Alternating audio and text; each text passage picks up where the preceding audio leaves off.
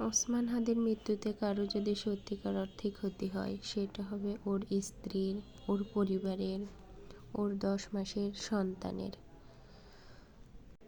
সবচেয়ে বেশি কষ্ট হবে ওর স্ত্রীর, যিনি লোকচক্ষুর আড়ালে থাকেন।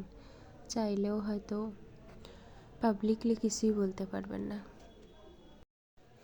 2-4 দিন টাইম লাইনে এই নিউজটা চলবে পুরো বাংলাদেশ জুড়ে। তারপর সবাই সবার মতন ঘরে ফিরবে, ভুলে যাবে। কিন্তু ভুলতে পারবে না সে, যে স্ত্রী, যে স্বামীর জন্য প্রতিটা মুহূর্তে অপেক্ষায় থাকে। ভুলতে পারবে না সেই সন্তান, যে বাবার অপেক্ষায় থাকে।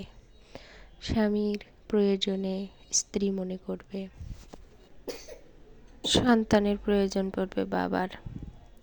কখনই এ অভাব পূরণ হবার নয়।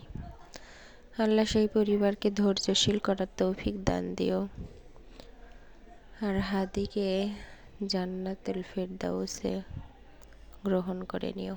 আমিন। আল্লাহ হাফেজ।